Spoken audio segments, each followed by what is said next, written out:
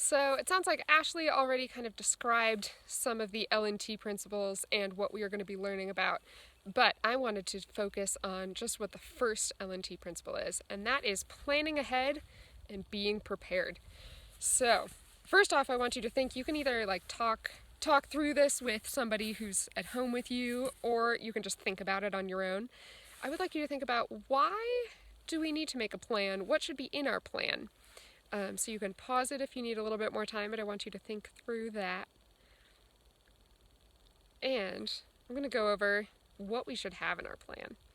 So the first thing about your plan is you should tell somebody what your plan is. Because if you do a ton of planning but you don't tell anybody, then no one knows. So some really important things that you should tell people if you're planning an adventure, so that, like, just in case something happened, they could help you out, or just so that they know where you are. You should start with where you're going. So maybe you can say, I'm going to Ponderosa State Park, or I am going to hike to Louie Lake. You should say who you're going with. Are you going all alone? Are you going with your parents? Are you just going with a group of friends? When you're leaving, how long do you think you'll be gone? When will you be back? Are you just going to be like exploring your neighborhood for an hour, or are you going to be gone until dinner time? That's a good thing for adults to know. And lastly, what are you going to be doing? Because if they, need to find you for something, it's going to be really different if you're canoeing in Ponderosa State Park versus mountain biking. You're going to be in very different places. So you want to tell someone where you're going to be, who you're going to be with, when you'll be back, what you're doing. And you also want to look at the weather. The weather helps you plan ahead for a couple different reasons, and we've been practicing how to look up the weather in class, so you all should be pros at that. So the weather can tell us what we need to wear. Do you need to have a jacket and gloves? Do you need a raincoat? Are you going to be really hot? Do you want like a t-shirt? Do you need sunscreen? All of that. And it can also tell you, how safe it is. So if it's super duper windy, should you be canoeing out on Lake Cascade or Payette Lake? Like, maybe not. So maybe you would either wait to do that adventure for a different day, or you would change what you're doing. So those are some really important things about your plan. And your plan can help you both be safer and also have less of an impact on where you're going. So once you have a plan, you then need to figure out what to pack. And there is a lot of different advice out there about what to pack. If you look it up, some places say, you should bring 10 things. Some places say you should just bring like all the things you can. But an easy thing that I found to remember is something that I learned at an outdoor school that I used to work at in California. And these are just the 5 essentials. And so these are the 5 things that no matter what kind of adventure you're going on, you should bring. And these are all things that you probably already have at home. So first I want you to think through this. So I made a list of, some random outdoor gear. And I'd like you to look through this list. You can pause it if you need more time. But I want you to think about, if you could only pick 5 things from this list, what would you bring? And I would bet that just about all of the 5 essentials are things that you have at home. So this could be for rafting down the middle fork of the Salmon River. This could be for an hour-long exploration of the pond in your neighborhood. This could be for anything. So now that you've had some time to look this over, I'm going to show you what is in the backpack that I just packed for an adventure, and we're going to see what those 5 essentials are. So I have my backpack right here. I'm going to open it up. The first thing I have in here is a water bottle. And a water bottle, mine is not currently full. This is a thing that you should fill before you hit the road, but I have time because I'm just in my backyard right now. But you should always have a water bottle so you can stay hydrated, especially if it's a hot day, but even if you're like out skiing, you should still have some water. The next thing I have in here are some snacks. So I have like some peanut butter and some granola bars. If you are, allergic to nuts or just don't like nuts, you could bring anything. But I think that, granola bars, they give you a lot of energy in not too much space. So I like carrying those. But having some kind of snack is also important so that if you get hungry on your adventure, you're going to be fine. The next thing I have in here is a first aid kit.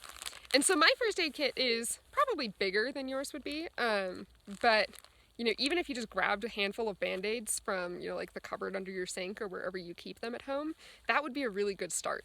So, I have some Band-Aids, I have some antibacterial stuff so that you can cover up a scrape so it doesn't get infected. I have an ACE wrap in case I twist my ankle. I have a little booklet that tells me some things that I can do to help people medically in the backcountry, but you can also just, learn how to use Band-Aids from an adult in your house. So having some kind of first aid kit just in case something happens is always good. It does not have to be big.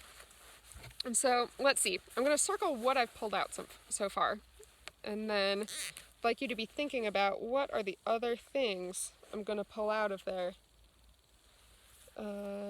Snacks. So there's 2 more things I'm going to pull out. Let's see. So the next thing is, maybe I don't know where I am. Maybe I need some kind of help.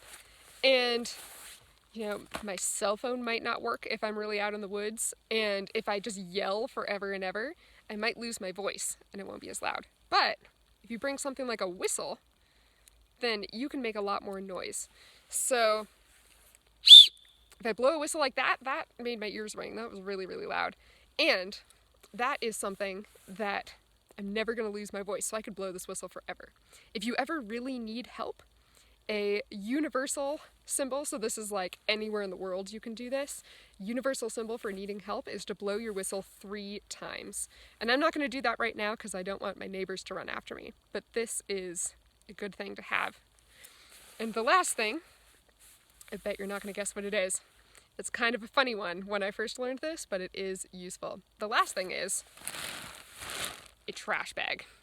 And so you might be thinking, Miss Emma, why would I bring a trash bag in the woods on an adventure? And I will tell you. First thing, if you are having an awesome experience out in the woods and everything's going great, you can use this trash bag to pick up some micro trash. So say you find some snack wrappers by the trail or like a plastic grocery bag in the woods, you can stick it in your trash bag to throw away later. So that's pretty great. If you are unexpectedly stuck out for a really long time, you can use this trash bag kind of like a sleeping bag. And the last thing is, if you looked up the weather and it was supposed to be super sunny, but then you're out there and it just starts raining, that happened on me earlier today when I was filming a lesson, you can use this kind of like a raincoat. So I tore some holes in this and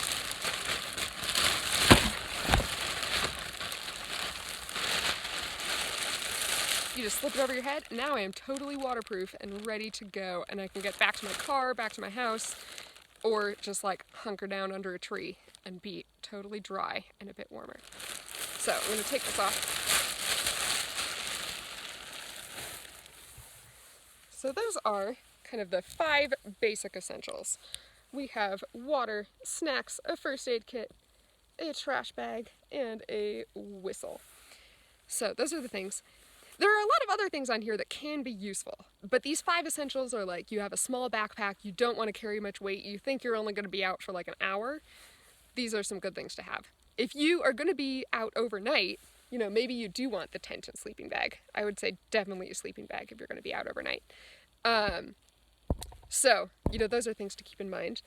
A map and compass, it's really, really good to know where you are, but if you are carrying a map that you don't know how to read, you're looking at it and you're like, wow, I don't really understand what all these lines mean. Am I here or here or here?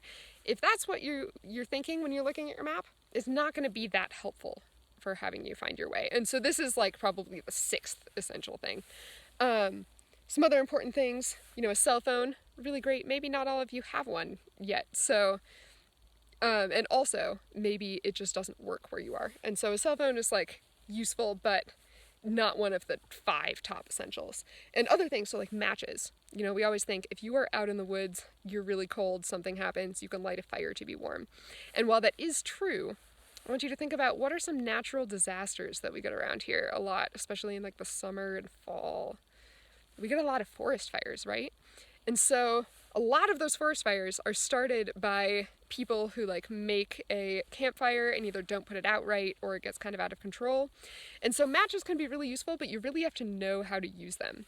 And if you don't know how to use them, then they're probably not something you should be bringing, because a forest fire, they could be dangerous, you can get in really big trouble, and also it can be kind of bad news for anyone who lives nearby.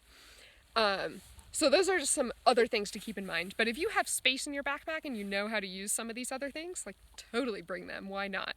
But these things that I circled are the 5 top essentials. So, Miss Ashley and I have a challenge for all of you. What we would like you to do is, first off, come up with a plan and pack a bag for a mini adventure in your neighborhood. So this is going to be, I don't know how long you want to be out. 10 minutes to an hour, however long you decide. But I would like you to figure out, tell somebody where you're going, who you're going with, when you'll be back. And we would like you to create a tool to help find your way. And a tool that can help find your way is a map. So I have an example of a neighborhood map right here that I drew. And what I put on here are some things that we call landmarks. So landmarks are kind of anything that you can see and be like, ooh, now I think I know where I am. So I have a key down at the bottom. So this blue is the river. And so if I see the river, then that's a really useful landmark. The yellow is the road. And the black are all of the buildings near my house. And so I can look around and I can walk around and say, like, oh, interesting, I'm by all of the circular buildings. That means that I think I know where I am on my map. And lastly on my map, I drew a little red heart where my house is, but you could do like a star, or you could do a little like house drawing, whatever you want. But this map is full of landmarks so that I can find my way around my neighborhood. And don't forget your key so that you can remember what you put, and so maybe other people can read it too. And so we would like you to make a plan, pack a little backpack, and go make a map of your neighborhood with somebody you live with. So we hope you have fun on this adventure, and we will see you next week for the next Moss video installment. Hope you all are doing well.